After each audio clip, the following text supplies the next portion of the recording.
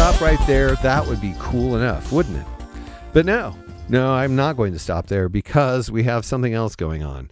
This knob here next to our sawtooth triangle continuously variable knob, there's another continuously variable knob with an epsilon. Wait, is that a sigma or an epsilon? I can't remember. Anyway, yeah, obviously I am not good at Greek letters. But what we're talking about here is, what's the best way to describe this? This represents a mix of the two knobs. So if you, basically the continuously variable aspect of this particular knob goes from what's present in this knob over to a square wave. So right now we have it set to a sawtooth, and as we turn the knob, it'll turn into the square.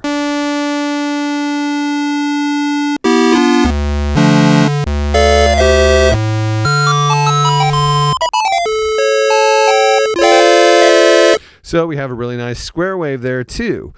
So if you are over here in the sawtooth and triangle knob, and you have it somewhere in the middle between sawtooth and triangle, as you continuously vary this second knob towards square, you'll get an increasing mix of the sawtooth, the triangle, and the square.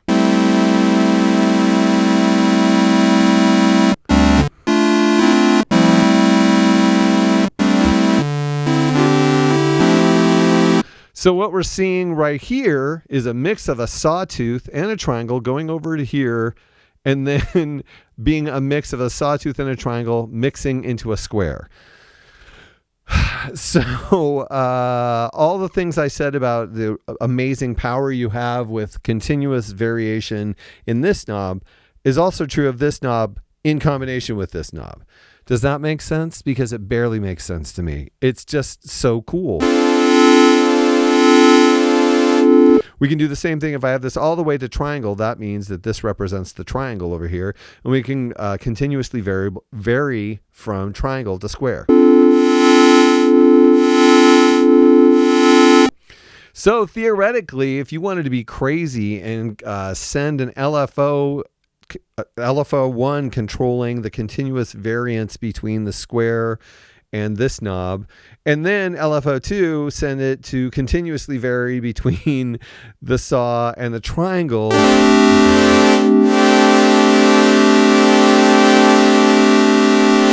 you can get basically complex varying combinations of wave shapes resulting in continuously variable timbre, which is madness. And we're not even there yet. We're not even done yet. That already, it was ridiculous when there was just one knob. Now there's two knobs, and there's this weird piggyback mixing of the various waveforms, which is cool enough. But keep in mind also, we have pulse width. So here's our square.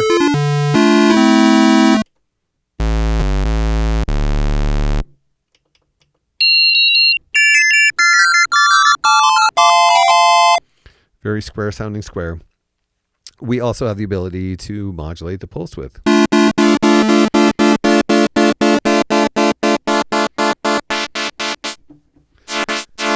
And it does go to 100%, or I assume it's 100. Maybe it's 0. I can never tell. But that means that you can cause your first oscillator to disappear in the sound that you've made by forcing the pulse width up to the 100%, which will take out its sound and make it come back in, which is kind of a fake amp trick that you can pull. And remember when we were talking about continuously varying between sawtooth and triangle while you were continuously varying between the combination of sawtooth and triangle and the square? Imagine now with the third LFO continuously varying your pulse width.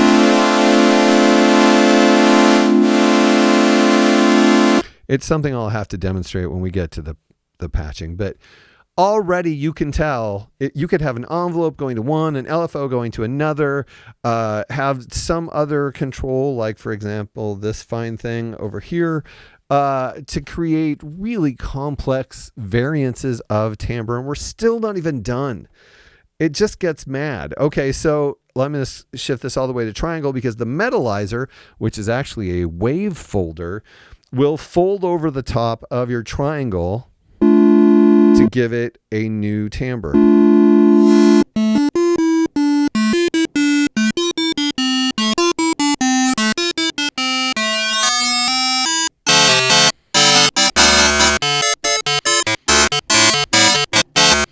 What that results in is a really pointy waveform. Okay, so I should also point out that wave folding is a process that adds harmonics, which does not make it additive synthesis. That's a different thing, but it does add harmonics. So it is a process where harmonics are added. So if you want to put an envelope to control your Metallizer while you have it set to triangle, you can also get filtering effects.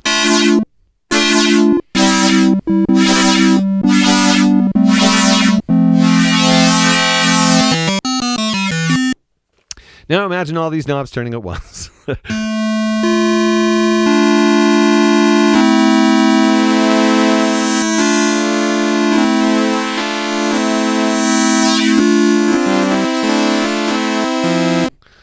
Yeah. So what we have here is a really rich oscillator for your filter to filter, even though it has the ability to kind of filter itself through the various continuous variation between waveforms with a lot of harmonics and waveforms with fewer harmonics. So filtering is possible before we even get to the filter, and you could really make complex noises with just this oscillator alone. In fact, if you wanted to get really weird, you could like control the pulse width in such a way that it acted like a square wave amplifier turning on and off. And then you could do all your filtering in going from saw to triangle. And in a way, in the oscillator itself, you have a oscillator, filter, and an amp. So how about that weird crap? Okay. That's the kind of madness we're talking about. My head hurts right now. Okay. Thank you, Arturia, for making something so wonderful and so headache inspiring, because it's just so powerful. Just that alone in a polyphonic synth, even if it was one layer of oscillators, would be really, really great. But no, they didn't stop there. Okay, so we have one more knob to deal with in VCO1, if I can make it sound weirdly pejorative. Okay. I have turned up the sync all the way, and it doesn't really sound like anything, because now the wave shape of VCO1 is being forced to restart with the wave shape of VCO2. VCO2 is inaudible right now, so we can't even hear that. So it still just sounds basically like oscillator 1, but the difference, as you probably know, happens when we start to try to alter the frequency of oscillator 1, and it's trying to reset with the frequency of oscillator 2, and we get the traditional sync sound.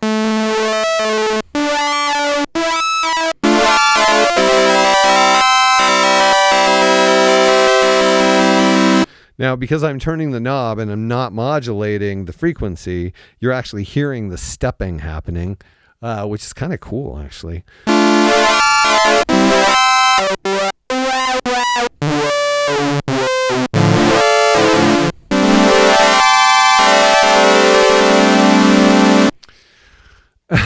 So, you know, we already have all this stuff going on, and then there's sync on top of that. Here, let me set something up here.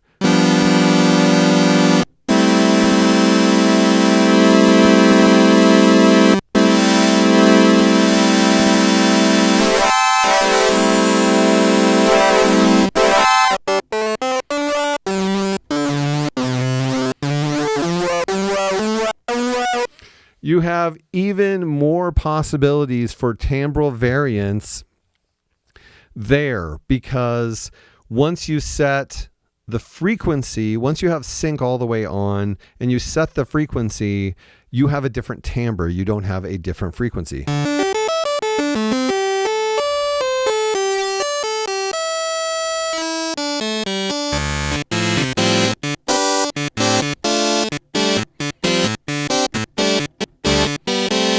And it really doesn't even sound like analog synthesizers typically sound, because you really don't usually have this level of timbral control in an analog synthesizer. Think of the analog polyphonics of the past. It's like, here's your saw or your square, go to work. And this, you have just such a tremendous, ridiculous variance. It's too much. No, it isn't. It's exactly what it should be, which is to say the PolyBrute is a flagship synthesizer. It's not joking around. This is a synthesizer not so you can play a cool pad, although you can play a cool pad, but so that you can engage in incredibly complex sound design and authorship of incredible sound effects, instrument emulation. I mean, it's really the analog synthesizers that does more than analog synthesizers do. Now, of course, with the sync knob, you can turn it down.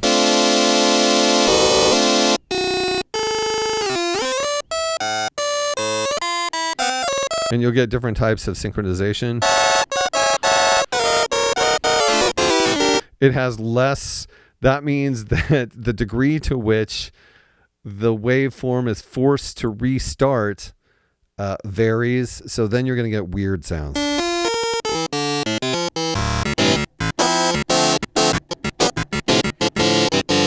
The incredibly digital sounding clav there for a minute.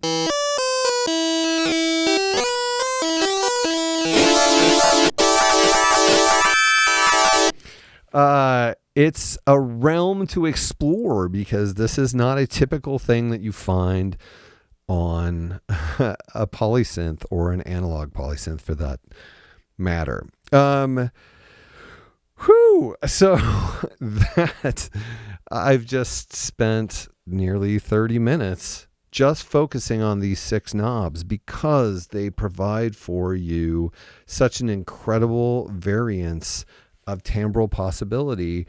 And it's not just, complex waveforms either. You can move from complex to more simple waveforms, or harmonically rich waveforms to less harmonically rich waveforms. It's an incredible breadth of timbral possibility. And that's only one layer of oscillators. You have all of that again in Oscillator 2, which we will talk about next.